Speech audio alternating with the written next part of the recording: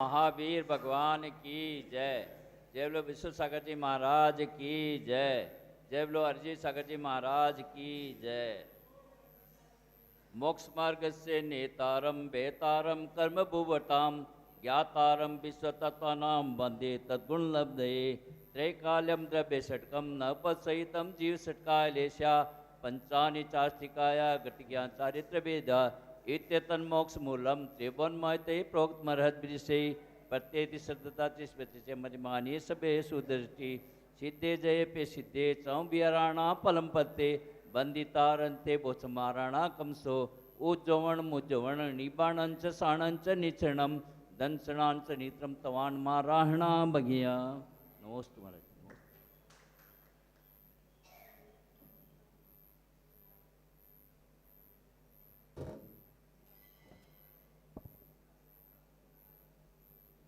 सभी हाथ जोड़ेंगे और महाराज से निवेदन करेंगे कि वो हमें जिनवाणी का ज्ञान देकर के हमें धर्म लाभ देवें। नमोस्तु भगवान, नमोस्तु भगवान, नमोस्तु भगवान।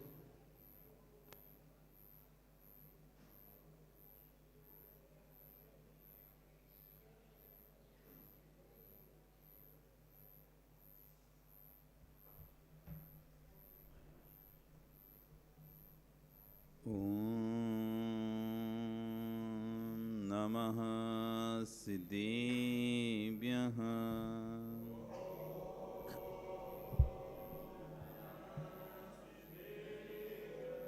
ॐ नमः सिद्धेभ्यः।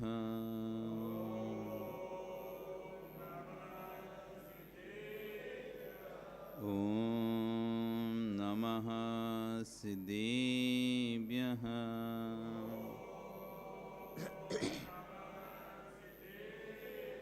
तिर्यणिये खग्गिणाय रुत्तारी मोहिशैरशिरेणिविहो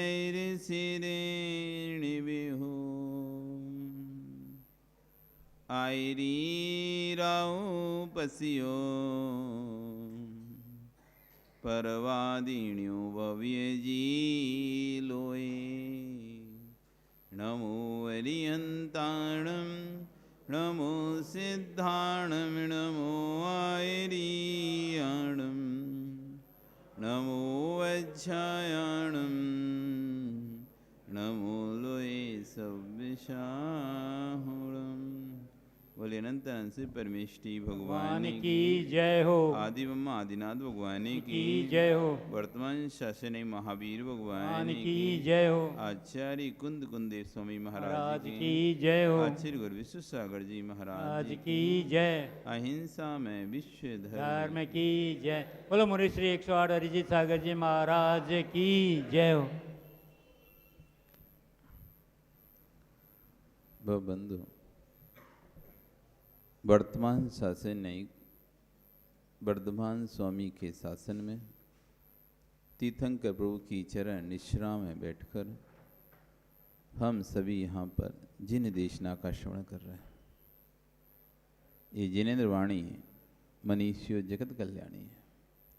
आचार्य भुवन कुंद कुंदेव स्वामी महाराज बहिरात पने के भाव को यहाँ पर समझा रहे हैं कि बहिरात्मा का किस तरह का परिणाम होता है, किस तरह के भाव होते हैं। तो गाथा नंबर 129 में उस भाव को यहाँ पर कह रहे हैं। इंद्रिय विषय सुहादी सुमूढ़ मदिरमैणलयदितच्छं बहु दुःखमिति न चिन्तति सोचे हवदि बहिरप्पा। इंद्रिय विषय सुखादि, इंद्रिय विषयों के सुख आदि में रमा हुआ सुमूढ़ मदी, मूढ़ प्राणी, अज्ञानी प्राणी, इंद्रिय विषय सुहादी सुरमदी, इंद्रिय विषयों में रमा हुआ मूढ़ प्राणी बहुत दुखम विधि, इंद्रिय के से बहुत दुखदाई, ये इंद्रिय सुख बहुत दुखदाई है, ऐसा ना चिंतती, ऐसा चिंतन नहीं करता। कभी आप कोई वस्तु खरीद के लेके आते हैं तो ये चिंतन करते हैं कि ये दुखदाई है कि सुखदाई है? क्या चिंतन करते हैं? आप कोई वस्तु खरीद के लेके आते हैं अपने भोग सामग्री की, तो कभी उस पर चिंतन ऐसा नहीं करते कि ये दुखदाई है, हमेशा हमको सुखदाई दिखता है। कपड़े लाते हैं, मोबाइल लाते हैं, गहने खरीदते हैं, जेवर खरीदते हैं, गाड़ी आदि खरीदते हैं, तो जब भी हम इंद्रिय सुखों की चीज़ें खरीदते हैं तो हम उनको सुखदायी समझते हैं। सुख देंगी, सुख देंगी, ऐसा भाव करते रहते हैं और वस्तु खरीदते रहते हैं, जबकि बाद में हमें पता चलता है तो दुखी देती हैं, तब भी फिर भी हमको भाव रहते तो सुख देंगी। दुखदायी चीज़ों में भी सुख बुद्धि हमारी बनी रहती है, जबकि हमको पता है कि इंद्रियों के विषयों से उत्पन्न जो इंद्रियों विषयों को सुख देने वाली जो वस्तु है वो अंत में दुख देकर ही जाएगी। कोई भी चीज़ आप खरीद लो, आप घर में कोई भी चीज़ खरीद के लेके आते हो, आप एसी खरीद के लेके आए, ठंड गर्मी थी, बहुत गर्मी लगती थी आपको, घर में एसी आपने लगवा लिया तो अच्छा हुआ ना, सुखदायी हो गया, लेकिन अब बिल भरना भी तो दुखदायी है ना उसका। अब बिल भी तो देखो, अभी जो बिल 1000 रुपये आता था वो 2000 आने लगा सीधा। जो 500-700 रुपये का बिल आता था पूरे महीने का, वो 1000-2000 का बिल आने लगा। तो तुम इधर सुखदायी समझ रहे, अब वो दुख बढ़ गया, एक खर्चा और बढ़ गया। गाड़ी लेकर आए, सुखदायी लगा कि चलो अब 4 व्हीलर रही घर में, लेकिन अब एक पेट्रोल का खर्चा और बढ़ गया, एक ड्राइवर का खर्चा और बढ़ गया। अब एक व्यक्ति को और पालना पड़ेगा तुम्हें, एक व्यक्ति को और सुबह शाम भोजन कराना पड़ेगा, अब एक व्यक्ति का और ध्यान रखना पड़ेगा आपको, उस गाड़ी के लिए पेट्रोल चाहिए, अब हर वस्तु आपको उसके लिए चाहिए, रखने के लिए स्थान चाहिए, गाड़ी को रखने स्थान चाहिए, बाहर रख नहीं सकते, ऐसे छोड़ नहीं सकते, कवर करना पड़ेगा आपको, ऐसे छोड़ देंगे कोई भी खराब कर देगा। अब उस वस्तु की सुरक्षा के लिए कितना दुख बढ़ गया है, कितनी जिम्मेदारियां बढ़ गई।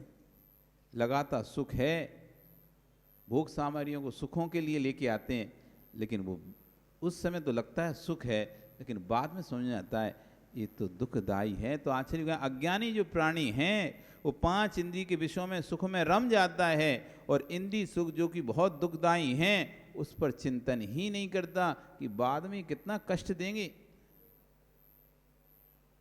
रसना इंद्रिय का लुलुपी रहता है, खूब खा लेता है, उसको पता है उसको बीमारी है, तब भी इच्छा रोक नहीं पाता अपना, वो खा लिया, अब शुगर थी, अब बाद में बढ़ गई, अब परेशान होता फिर रहा है, अब डॉक्टर को दिखाता फिर रहा है, क्योंकि उस समय इंद्रियों को विषयों को कंट्रोल नहीं कर पाया। रसना इंद्रिय को सब खा रहे थे तो मन हो गया, सब मीठा खा रहे तो देख देख के मन हो गया, खा लिया, अब खा तो लिया तुमने, अब तो बढ़ गई शुगर। दूसरों को देखकर अपने ऊपर कंट्रोल नियंत्रण नहीं कर पाते, आपकी स्थिति परिस्थिति है और आप कर लेते हैं काम, तो उसमें इंद्रिय सुख में बहुत फिर दुखदायी है। ऐसा चिंतन ही नहीं करता कि मैं ये खा तो लूँगा लेकिन बाद में बहुत दुखदायी होगा ये मेरे लिए, अभी तो सुखदायी लगेगा, अच्छा लगेगा, बाद में दुखदायी होगा, ऐसा चिंतन नहीं करता। वह तत्व को प्राप्त नहीं करता है, वही बहिरात्मा होता है। ऐसा जीव बहिरात्मा है जिसको पता है कि मेरे लिए कल्याण का मार्ग कौन सा है, अकल्याण का मार्ग कौन सा है। इस मार्ग में कितना भी आगे बढ़ जाऊं, कितना भी धन संपत्ति कमा लूं, इस संसार मार्ग में सुख तो कहीं मिलेगा ही नहीं। आप अरबपति भी क्यों ना हो जाओ, खरबपति भी नहीं हो जाओ, कुछ भी हो जाओ तुम, इस मार्ग में आप आगे बढ़ेंगे तो क्या धनी तो मिलेगा, और तो कुछ इस मार्ग में मिलते नहीं है। संसार मार्ग में आप जितना भी आगे बढ़ेंगे उतने आगे बढ़ेंगे तो उससे क्या होगा, धन संपत्ति प्राप्त होगी, अटूट धन संपत्ति प्राप्त हो जाएगी, और क्या होगा, सुख भोग विलास ही तो मिलेंगे यहां पर, लेकिन शांति आपको यहां नहीं मिलेगी। जो आत्मिक शांति चाहिए आपको, बाहरी सुख सुविधाएं भौतिक सुविधाएं यहां पर इस मार्ग में खूब हैं, इस संसार के मार्ग में भौतिक सुख सुविधाओं के अपार भंडार हैं, लेकिन आत्मिक शांति का एक भी भंडार नहीं है। शांति नहीं मिलेगी, और बिना शांति के जो सुख है वो दुख ही है। हाय हत्या करके तुम 2 रोटी दिन भर लगे रहते हो और उसके बाद 2 रोटी खाते हो, उसमें क्या शांति मिलती है? पूरे दिन आप व्यापार में लगे हैं, सुबह से लेकर शाम तक व्यापार में लगे हो, और खाने के लिए मुश्किल से 2 रोटी खाते हो, और वो भी ठंडी खाते हो, समय पे नहीं खाते हो, तो उस धन से क्या शांति प्राप्त कर पा रहे हो आप?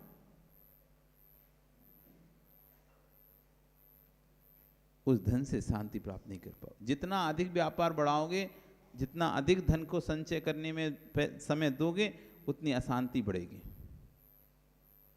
जितना अधिक धन संचय करने में व्यक्ति भागा दौड़ी करेगा, उससे क्या होगा? शांति बढ़ेगी क्या शांति बढ़ेगी? क्योंकि पैसा यदि ज़्यादा आएगा तो भी समस्या हो जाएगी। फिर पैसा अधिक आने लगे, आय से अधिक आने लगे तो भी समस्या हो जाएगी, पैदा हो जाएगी। उसका दिमाग 24 घंटे ही लगा रहेगा, मैं कैसे इसको एडजस्ट करूं, कहाँ लगाऊं, कैसे लगाऊं, क्या करूं, क्या नहीं करूं, इसका अतिरिक्त आ रहा है। फिर लोग ले जाएंगे, दूसरे लोग ले जाएंगे, हड़प लेंगे, छीन लेंगे। फिर तुम टेंशन में, देखो मैंने इतनी मेहनत से इतना पैसा कमाया और इसने मेरी ज़मीन पे कब्जा कर लिया, इसने मेरे मकान पे कब्जा कर लिया। तुमने तो खूब पैसा कमा का, खूब ज़मीन खरीद के पटक ली, इधर उधर सब जगह मकान ले लिए, और दूसरे को ज़मीन पसंद आई, उसने उस पर कब्जा कर लिया। अब इतना शक्तिशाली था कि तुम अपना कब्जा छुड़ाई, उसका कब्जा छुड़ा ही नहीं पा रहे। करोड़ों की ज़मीन तुमने कमाया खूब, लूट लूट के, मतलब 24 घंटे मेहनत करके, जो भी करके खूब पैसा कमाया, इतना कमाया कि करोड़ों की ज़मीन तुमने खरीद ली 20 शहर में। अब दूसरे की निगाह पड़ गई, मुझे तो ये ज़मीन चाहिए, और उसने साम दाम दंड भेद हर प्रकार से उस ज़मीन को उपयोग हड़प लिया। अब तुम रोते रहो, डिप्रेशन चल जाओ, हजारों करोड़ की ज़मीन गई। क्या हुआ? उस पैसे कितना कमाया था, उससे कितनी शांति मिली? कोई शांति नहीं मिल पाई। हम बाहिर वस्तु के संचय में जहाँ सुख और शांति ढूंढ रहे हैं, ना वहाँ सुख है ना शांति है, दुख ही है। आज आचार्य भगवान विश्वेश्वर स्वामी महाराज जी इस पर अपनी देशना देते हुए कह रहे हैं कि जहाँ समरस है वहाँ सब रस हैं। 6 रस होते ना, और काव्य में 9 रस होते हैं, भोजन में 6 रस होते हैं। भोजन में कितने रस होते हैं? 6 रस होते हैं। इन सब में कोई सबसे अच्छा रस है तो नमक है। नमक है। 6 रस हैं, 6 रस में से 5 रस के बिना तुम भोजन कर लोगे आराम से, कोई किंचित विकल्प नहीं होगा तुमको। लेकिन नमक ना डाले कोई तुम्हारे भोजन में, अच्छा 56 भोग बनाए, पूरा 56 भोग बनाए, लेकिन नमक का उपयोग ना करें, कैसा लगेगा भोजन सुकेश?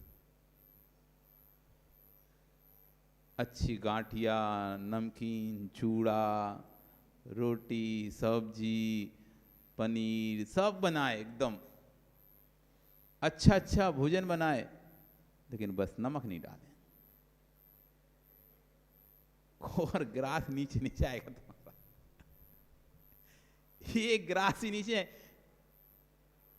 तुम कहोगे तेल ना हो चल जाए, घी ना हो चल जाए, दूध ना हो तब भी चल जाएगा, भोजन कर लेंगे, मीठा नहीं भी दोगे तब भी भोजन कर लेंगे, कि नमक दे दो, हम नमक से रोटी खा लेंगे। खाते ही नहीं खाते आप। जब कहीं रास्ते में जाते हैं, ट्रेन वगैरह में जाते हैं, अब सब कुछ रहता है, 2 दिन के लिए सफ़र में जाए तो आप रोटी या पराठे बना के या पूड़ी बना के रख के लिए गए, तो कहाँ से खाते हो? नमक मिर्ची। अब सब्जी तो इतने दिन रहेगी नहीं, बाजार का खाने नहीं तुम्हें, तो अपना डिब्बा खोला, नमक मिर्ची लगा लगा खा रहे, नमक से रोटी खा लेगा पूरी। लेकिन बिना नमक के तुम कुछ भी दो, कुछ भी अच्छा नहीं लगेगा। जैसे भोजनों में, सभी रसों में नमक एक ऐसा रस है, लगता इतना सा है पर स्वाद इतना देता है। घी ज्यादा लगता है, तेल ज्यादा लगता है, और मसाले, सब मसाले ज्यादा ज्यादा लगते हैं, लेकिन सबसे कम यदि कोई लगता है तो नमक है। सबसे कम लगता है लेकिन सबसे ज्यादा स्वादिष्ट वही बना देता है। ऐसी सभी रसों में कह रहे हैं आचार्य भगवान, समरस, समरसी भाव, यानी संतुष्टि का जो भाव है, तृप्ति का जो भाव है, वही सबसे बड़ा सुख है। सभी रसों में समरस, जहां समरस है वहां सब रस है। जहां आपके लिए अंदर से संतुष्टि है, शांति है, तो वहां सारे रस हैं, और जहां शांति नहीं है, संतुष्टि नहीं है, तो सब रस उसके आगे फीके हैं। तुम्हें कितना भी मिल जाएगा ना, तो भी आपको मजा नहीं आएगा। करोड़ मिल जाएंगे तो अरब की इच्छा होगी, अरब मिल जाएंगे तो खरब की इच्छा होगी। तो कह रहे समरस जहां पर है वहां पर सारे रस हैं। समरस है तो नीरस पकवान भी मीठा लगता है। समरस है तो नीरस पकवान भी मीठा लगता है। जिस दिन आप नमक छोड़कर भोजन करते हो, रसी से करते हो, तो जिस दिन नमक छोड़कर भोजन करते हो, उस दिन आप अपने परिणामों को समझा देते हो कि भैया आज नमक नहीं मिलेगा, इसलिए तुम अपने भाव खराब नहीं करना कि नमक नहीं है भोजन में।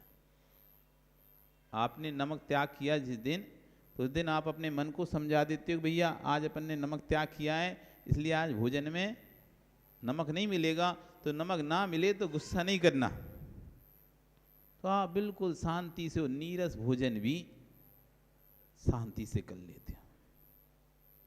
वो नीरस भोजन में भी आपको रस आता है। कभी नीरस करके देखना अपने जीवन में, पहले से सोच लेना आज मैं नीरस करूंगा, कोई रस नहीं लो, उबला उबला खाऊंगा। आपको उबले भोजन में भी आनंद आएगा। क्यों? आपने अपने मन को, आपने अपने परिणामों को ये बता के रखा है पहले से, आज कोई रस नहीं देंगे, तो आपके परिणाम समरस रूप में, ठीक है भैया जो मिलेगा तो वो खा लेंगे। क्या कह रहे हैं भाव? जो मिलेगा वो खा लेंगे। तो फिर जैसा मिला आपको बिना नमक का, अब नमक खाने नहीं था तो फिर जो मिल गया आपने शांति से खा लिया और उसमें भी आपको आनंद आया। लेकिन यदि आपका त्याग नहीं है, फिर ना मिले तो फिर तो आप गुस्से में फेंक दोगे थाली। ये क्या खाना है, इसमें तो नमक ही नहीं है, नहीं खाना हमको ये। तो समरस में नीरस भी रसपूर्ण लगता है, और समरस भाव ना हो तो संपूर्ण रस भी फीके लगते हैं। तो यहां कह रहे हैं कि वैसे तो क्या होता है, थोड़ा नमक भी यदि कम है तो हमें भोजन सुहाता नहीं है, थोड़ा और लेके आओ नमक, तब डालेंगे तब खाएंगे, नहीं तो नहीं खाते हम। अरे नमक डला तो है, कम है तो क्या हुआ, नहीं नहीं कम है, हमसे नहीं खपता कम नमक में, और नमक डालो। और जब वही व्यक्ति अपने मन को समझाता है नहीं आज हमको नीरस करना है, तो बिना नमक के खाता है। वैसे थोड़ा सा भी नमक कम हो जाए तो उसे नहीं पूरा चाहिए और ऊपर से डालो, और नहीं तो नीरस कर ले रहा। तो आचार्य कहे जहां समरस है वहां सब रस है, और जहां समरस नहीं है वहां सब नीरस है।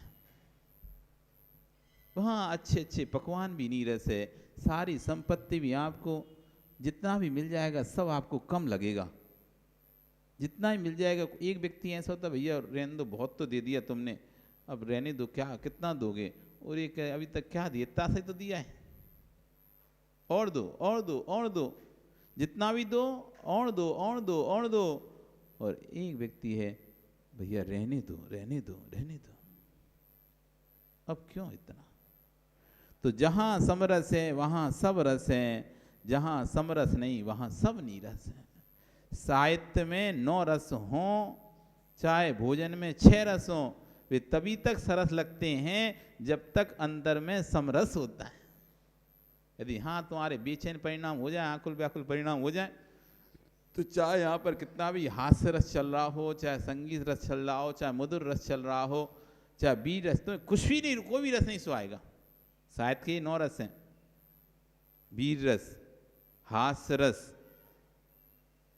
करुण रस, जिसमें वीर रस में ओज भरते हैं, जैसे सेना में ब्रिगेडियर वगैरह जो होते हैं वो अपने फौजियों में अंदर जोश भरते हैं, तभी तो एक एक फौजी 100 से लड़ जाता है। नहीं तो क्या मजाल ये व्यक्ति 100 से लड़ पाए। लेकिन 20 वीर रस क्या है, सेना में सेनापति वीर रस से बढ़ता है। सैनिक ऐसे उनकी बाहें फड़कती हैं कि नहीं मैं अपने देश के लिए लड़ूंगा, मरूंगा, भिड़ जाते हैं वो, कोई भी सामने उससे भिड़ जाते हैं। वो वीर रस ऐसा होता है, जो वीर रस आता है ना तो बाजू में भड़कने लगती है। शांत रस कोई ज्यादा उत्तेजित होता है, फिर शांत रस में उसको प्रवचन करके उसे शांत किया जाता है। वो शांत रस, वीर रस, शांत रस, करुण रस, ऐसा ऐसा भजन गाया, ऐसा भजन गाया, हर व्यक्ति के अंदर करुणा आ गई, दया आ गई, रो रहे हैं सब। देखो तो सब हंस रही थी, पूरी सभा एक समय पहले हंस रही थी, और ऐसा भजन गया, ऐसा भजन चला कि पूरी सभा रो रही है। क्या हुआ? किसी ने कहा कि रो, किसी ने कहा कि रो, कोई ने नहीं कहा रो, लेकिन भैया अपने आप सभा में सबकी आंखों में आंसू टपक रहे। एक करुण रस है। सभा में सब एकदम शांत, कोई कह रहा है कि आपसे माता एकदम शांत बैठी रहो, कोई बोल रहा है क्या आपसे? यहाँ पर कोई संचालक या निर्मल जी मोबाइल माइक को लेके, भैया शांत रहो, प्रवचन होने वाले हैं, प्रवचन चल रहे हैं, शांत रहो। नहीं तो बोलना पड़ता है सभा में, बोलना पड़ता है, भैया प्रवचन चल रहे हैं, थोड़ा शांत रहो, प्रवचन चल रहे हैं, थोड़ा शांत रहो, बैठ जाओ, शांत रहो। लेकिन आप लोग इतने शांत बैठे हैं, ये शांत रस चल रहा है। प्रवचन में सारे रस आते हैं, उत्तेजना भी आ जाती है, वीरता भी दिखाई देती है। जब कोई विषय ऐसा आता है, क्या चूड़ी पहन ली है तुम लोगों ने? क्या तुम्हारे अंदर सामर्थ्य नहीं है?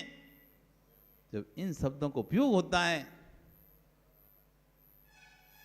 अरे महाराज हम कमजोर नहीं है, अंतरंग में बीज रस भर जाता है। कोई विषय चले ऐसा जिस विषय में ऐसा उन शब्दों का प्रयोग किया जाए जिससे जोश आता हो, देखो भी सब जोशीले हो जाएंगे। तो एक वीर रस, करुण रस, शांत रस, ऐसे 9 रस होते हैं साहित्य के। वे 9 रस तभी अच्छे लगते हैं। और भोजन के 6 रस, खट्टा मीठा, तेल, घी, नमक, दूध, ये भोजन के 6 रस होते हैं। ये तभी अच्छे लगते हैं जब अंतरंग में सम रस होता है, शांति होती है जीव की। टेंशन में हो तो ना तो प्रवचन स्वाद ना भोजन स्वाद।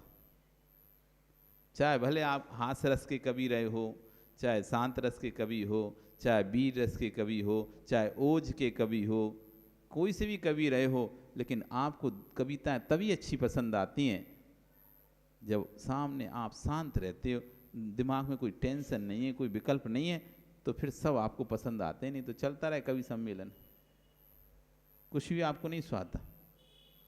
चाहे आप किसी को भी पसंद करते हो, ओज वाले को करो, वीर वाली करो, हास्य वाले को करो, तो अनेक प्रकार से। तो ये आचार्य के भगवान कह रहे हैं कि चाहे साहित्य के 9 रस हों, चाहे भोजन के 6 रस हों, वे तभी तक सरस लगते हैं जब तक सम रस है। परिणामों में साम भाव नहीं है तो ना संगीत के सुर आनंद देते हैं, ना साहित्य के रस आनंद देते हैं, ना भोजन के रस आनंद देते हैं। परिणाम में साम भाव नहीं है, चिंताएं, फिक्र और बेचैनी लगी हुई है, क्या सुहाएगा? उत्तम, बेटी की शादी करना है, बेटी की शादी करना है ना, किसकी करना है, बेटा की बेटी की है? बेटे की शादी करना है। तो जब तुम्हारी बेटी की शादी का प्रोग्राम चल रहा हो, उस समय कोई कहे भैया चलो आओ टाकी से आए, नई फिल्म लगी, चल के देख के आते हैं जाओगे? क्यों? अच्छी नहीं लगती तुमको फिल्में? क्या अच्छा लगता है तुम्हें? अच्छा बताओ, कुछ तो अच्छा लगता होगा ना। जिस समय तुम्हारे इतना काम है, तुम्हारा विकल्प दिमाग में चल रहा है, क्या करूं क्या करूं, कैसे करने का क्या होगा, अब सब चीज़ें दिमाग में चल रही हैं, उस समय कोई कहे चलो आओ घूम के आते हैं, थोड़ा थोड़ा देख के आते हैं सिनेमा, ये भैया तो इधर काम दिख नहीं रहा कि अब कितना काम पड़ा है, यहाँ तो मरे जा रहे हैं टेंशन में, तुझे घूमने फिरने की पड़ रही, चलो खा लो कुछ तो, अरे खा लेंगे, छोड़ यार अभी खाने माने की कहाँ, खाने माने का खाना भी नहीं दिखे होता है, खाना भी नहीं दिया, पूरा काम पड़ा, इतना सारा लोग आने वाले हैं, सब आ रहे हैं ना, खाना उसे जैसे खा खू के नहीं, खा लिया नहीं खाया तो दिन भर ऐसे काम में लगा रहता है, कोई भी चीज़ उसे स्वाद को, उसे भी सामने दूसरी चीज़ दिखाई रही है। तो जब कोई भी चिंता फिक्र दिमाग में रहती है तो फिर कुछ समझ में नहीं आता। तो यहाँ यही कह रहे हैं, परिणाम में जब तक साम्य भाव नहीं आते, शांति नहीं रहती, परिणामों में बेचैनी अशांति रहती, चाहे किसी भी कारण से रही हो अशांति, चाहे पारिवारिक कारण हो, चाहे सामाजिक कारण हो, चाहे राजनीतिक कारण हो, चाहे धार्मिक कारण हो, किसी भी कारण से हमारे परिणाम में अशांति आती है तो फिर हमें कोई भी चीज़ अच्छी नहीं लगती। परिणामों में सामभाव नहीं है तो ना संगीत के सुर आनंद देते हैं, ना साहित्य के रस आनंद देते हैं, ना भोजन के रस आनंद देते हैं। मन में क्लेश परिणाम है, मन में संक्लेश परिणाम है, कसायिक भाव हैं तो कितनी भी पीती पूर्वक कोई भोजन परोसे भाता ही नहीं है। ये तो आप कई बार अनुभव करते हैं, जब आप टेंशन में होते हैं, चिंता में फिक्र में होते हैं, तो बेटी की माँ बहुत अच्छे से ही भोजन परोसी, तब भी आप एक रोटी खा के सरका देते हैं। पहले तो मना ही कर देते हैं, खाना नहीं है, खाना नहीं है, नहीं है भूख, नहीं है भूख, और ज़बरदस्ती करती है तो ज़्यादा सुगा तो एक रोटी खाए और सरका दोगे। कितनी प्रीतिपूर्वक उसने भोजन परासा हो तुम्हें, लेकिन तुम्हारे मन में संक्लिष्टता चल रही है, कुछ हो गया है, घर में ही लड़ाई झगड़ा हो गया है, तो अच्छा भोजन तुम्हें रुचता नहीं, जैसे तैसे एक और खा खू के एक आध रोटी खा के फॉर्मेलिटी पूरी कर लेते हो, क्योंकि मन में संक्लिष्टता है, मन में कसाय आ गई, लड़ाई गुस्सा चल रहा है, झगड़ा हो गया है घर में, सास बहू का झगड़ा हो गया, तुम बीच में हो फंस गए हो, तो फिर भी बड़ी चिंताएं हो जाती हैं। क्या करें, माँ की ओर बोलें कि पत्नी की ओर बोलें? वो चिंता में फिर आपको ना तो भोजन अच्छा लगता है ना कुछ अच्छा लगता है। तो जहाँ कसाई भाव आ जाता है तो कितना भी प्रीतिपूर्वक कोई भोजन परोसे भाता नहीं है। क्यों नहीं भा रहा है? क्योंकि भावना प्रशस्त नहीं है। क्यों नहीं भा रहा? क्योंकि अंतरंग की भावनाओं में साम्य भाव नहीं है, इसलिए भोजन भी रुचिकर नहीं लग रहा है। इतनी सी भी चिंता आ जाएगी ना, इतनी सी भी चिंता तुम्हारे दिमाग में, उस दिन तुमसे भोजन अच्छा लगेगा ही नहीं, अच्छा लगे ही नहीं। संग में थे, कभी कोई किसी बात को लेकर दिमाग में कोई चिंताएं आ जाती थी, उसी दिन अंतराय हो जाता था, भोजन ही नहीं रुच जाता, नहीं रुचता। ये मानव प्रवृत्ति है। ये भोजन भी आपको तभी अच्छा लग रहा है जब आप निश्चिंत होकर भोजन कर रहे हो। ये भोजन भी आपको तभी रुचिकर लग रहा है जब आपके अंदर कोई विकल्प नहीं चल रहा, कोई बात कसाय नहीं उत्पन्न हो रही है। यदि कोई भी कसाय उत्पन्न हो जाएगी, क्रोध हो, मान हो, माया हो, लोभ हो, कोई भी कसाय उत्पन्न हो गई ना तीव्रता में, आपको भोजन रुचिगा ही नहीं, कितना भी मीठा भोजन हो, क्योंकि भावना प्रशस्त नहीं है। भावना प्रशस्त नहीं है। शत्रु के घर में 56 प्रकार के भोजन बने हों तब भी कहता है कि भाता नहीं है, क्योंकि भावना समीचीन नहीं है।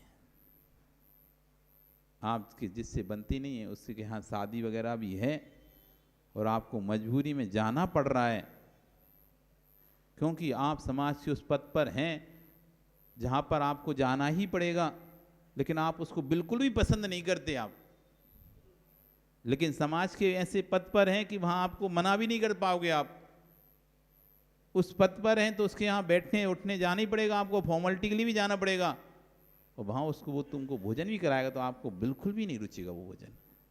आप ही बोलो भूख नहीं है, बहा नहीं रहा, रहने दो।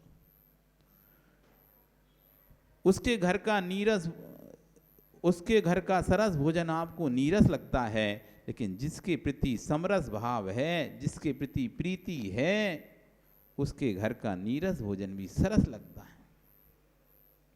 ये तो देखा है। आप जिससे प्रीति होती ना, वो आप कुछ भी देगा ना तो आपको अच्छा लगेगा, और जिससे प्रीति नहीं ना, एक बहुत सुंदर कथा आगम में आई कुरंगी की और सुंदरी की। कुरंगी और सुंदरी की एक कथा है। दो स्त्रियां थी, एक पति की, एक व्यक्ति की दो स्त्रियां थी। एक का नाम था सुंदरी और दूसरे का नाम था कुरंगी। ठीक है। पहली स्त्री की अपेक्षा वो दूसरी स्त्री पे अधिक प्यार करता था। पहली स्त्री पहले से थी, पर उसकी कोई संतान ना होने से उसने दूसरी शादी कर दी। उस स्त्री ने बोला तुम दूसरी शादी करा तो दी, लेकिन दूसरी शादी के बाद जो स्त्री आई कुरंगी, वो पहले से ही उसका चाल चलन ठीक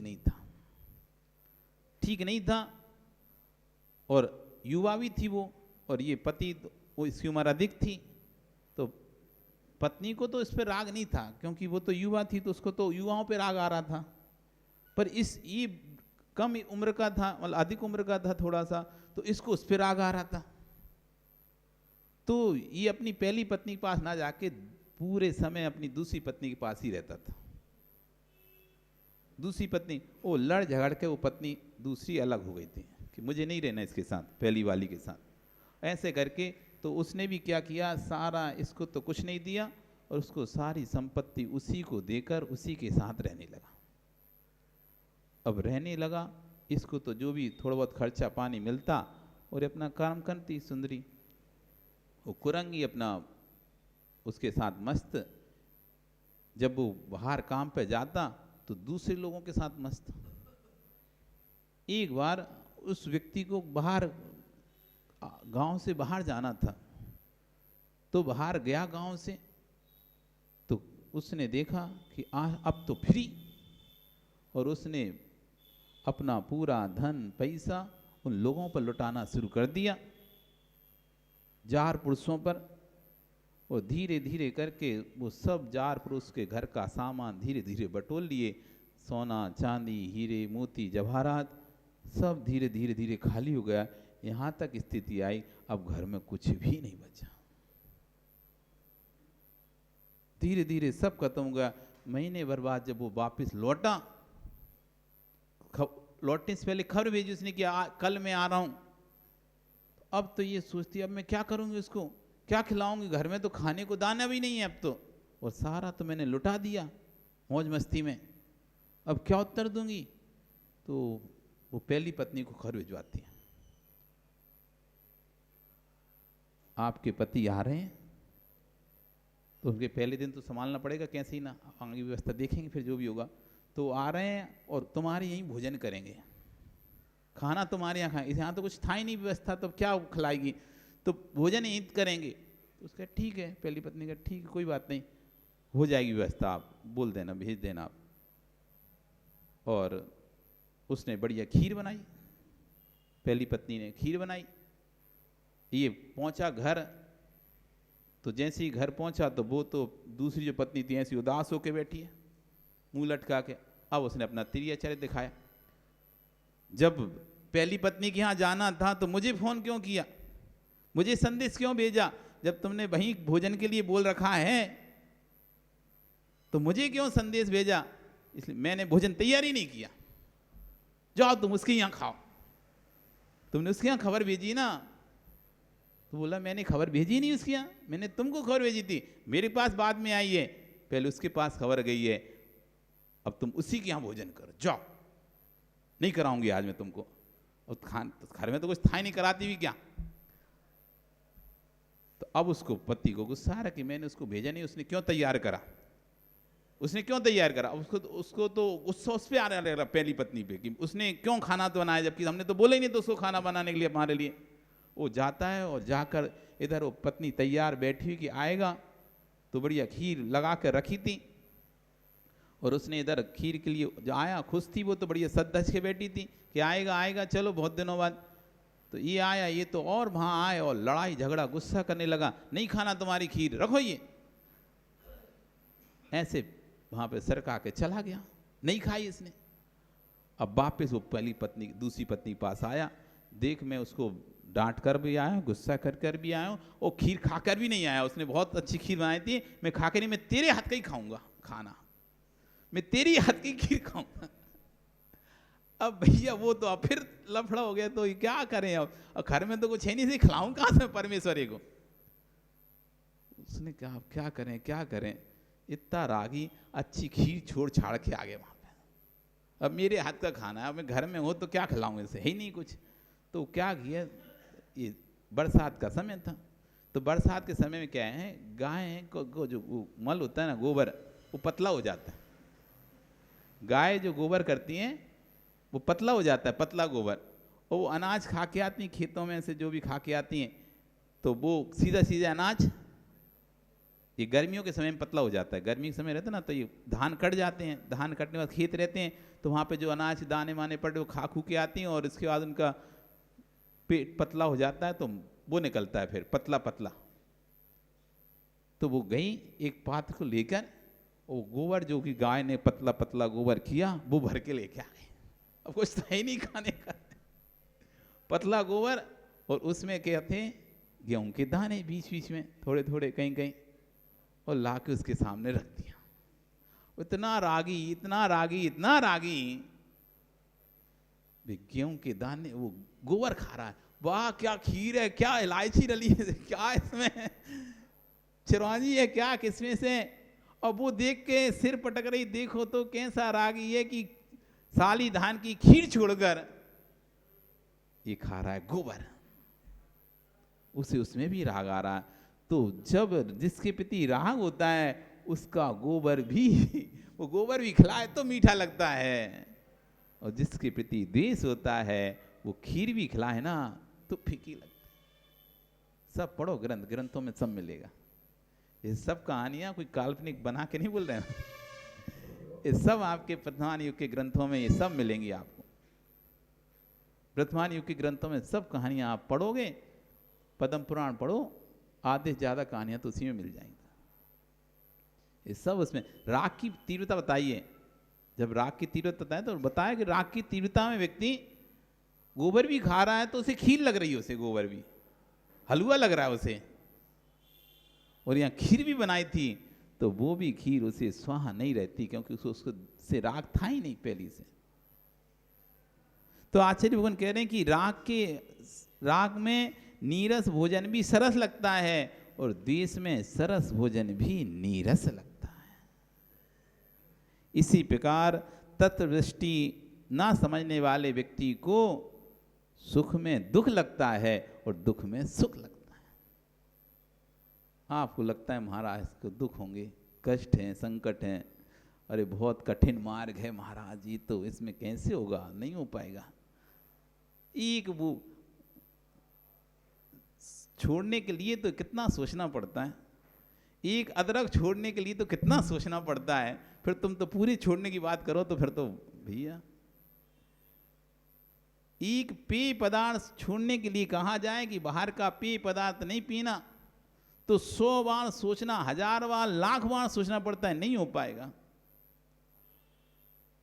एक चीज छोड़ने में जब इतना मेहनत लगती है तो पूरा छोड़ने में कितनी मेहनत लगती होगी। आप सोचो, आप कि आपसे रात का पानी नहीं छूट पा रहा, आपसे अन्न नहीं छूट पा रहा, आपसे एक माला नहीं फिर पा रही, आपसे एक बाजार का खजाना नहीं छूट पा रहा, गाजर नहीं छूट रही, मूली नहीं छूट रही, अदरक नहीं छूट रही।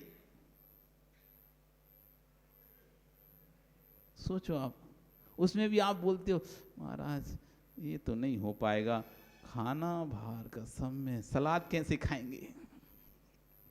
अगर गाजर मूली छोड़ देंगे तो सलाद कैसे खाएंगे? सलाद की चिंता है पहले से। चिंता कितनी खाते हो सलाद?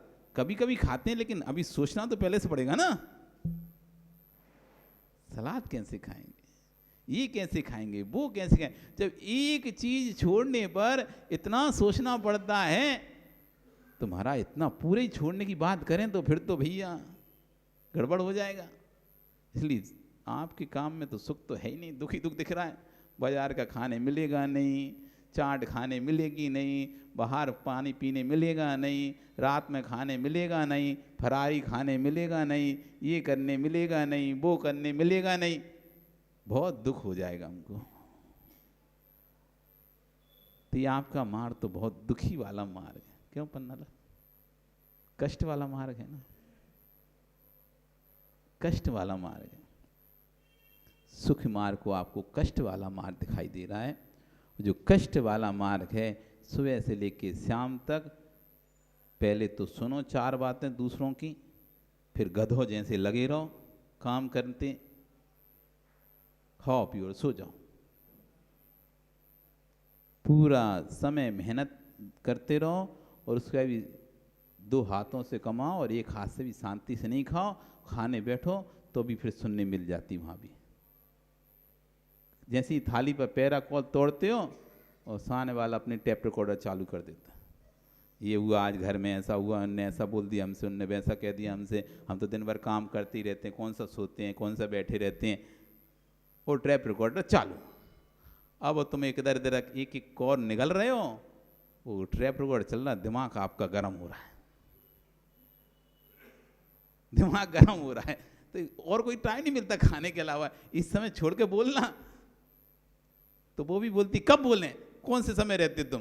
पूरे समय तो बाहर घूमते रहते हो, बाजार में रहते हो, दुकान में रहते हो, रात में आके सो जाते हो, तो बोलने का टाइम भी यही है और कोई टाइम भी नहीं है। तो सब सुन के भी सुनते हो, कुटते हो, पिटते हो, तो फिर भी सब वहीं रहते हो, उसी में सुख मानते हो। महाराजों के पास तो 22 परिचय ही हैं बस, महाराजों के तो 22 परिचय हैं, लेकिन श्रावकों के तो परिचयों की संख्या ही नहीं। इतने परिचय हैं, हम तो बस 22 ही सहन करना होता हमको तो फिक्स है, लेकिन तुम्हारे तो इतने परिचय हैं, उन परिचयों की भी गिनती करें तो कम पड़ जाएगी, गिनती कम पड़ जाएगी। इतने प्रकार के आपके परिचय हैं, दुख हैं आपके पास। आप अपने दुखों की लिस्ट बनाओ, कागज पर कम पड़ जाएगा, इतने दुख हैं, लेकिन फिर भी हम उसमें ही सुख मानकर बैठे हुए हैं। यह तत्व दृष्टि को नहीं समझ पाना। जब अंतस में समभाव आएगा, मैत्री भाव है, मध्यस्थ भाव है, तो जिन वाणी आनंददायी हो समझ में आएगी, और अंतरंग में समभाव नहीं है, मैत्री भाव नहीं है, तो जिन वाणी भी आपको कटु लगेगी। जब अंतस में समभाव का भाव होता है तो तीर्थंकर के संवरण में से भी मारीच जैसा जीव निकलकर चला जाता है। आदिनाथ की पर्याय मारीची की पर्याय में थे जब भगवान महावीर स्वामी आदिनाथ के पोता, तो जब जिनवाणी नहीं सुहाती तो भगवान के संवरण में से भी जीव उठकर चला जाता है, और जब जिनवाणी सुहाती है तो तिरंच भी आकर जिन भगवान के संवरण में बैठ जाता। तो जब समभाव आता का अभाव होता है तो तीर्थंकर के संवरण में मरीच निकलकर चला जाता है। इसमें तीर्थंकर का दोष नहीं है, ये जीव के समरस भाव का अभाव था। इसमें किसका दोष कहें हम? तीर्थंकर का नहीं, इसमें तो जीव के समरस भाव का ही अभाव था। आपका समय हो गया, कल फिर आओगे। पर्याय रही तो आगे और कुंद कुंद स्वामी महाराज बहिरात्मा दृष्टि को देखो, आनंद कंद ज्ञान से भरा होने पर भी कहाँ भोगों की नाली में पड़ा हुआ है, इस विषय पर चर्चा करेंगे। बोली भगवान महावीर स्वामी की। चलें जावाणी के ज्ञान दहे सूझे लोकालो, सोवाणी मस्तके नमो सदा देते हूँ दो। हे जिन वाणी भारती तो हे जपो दिन रैन, जो तेरा शरणागहि सो पावे सुख चैन।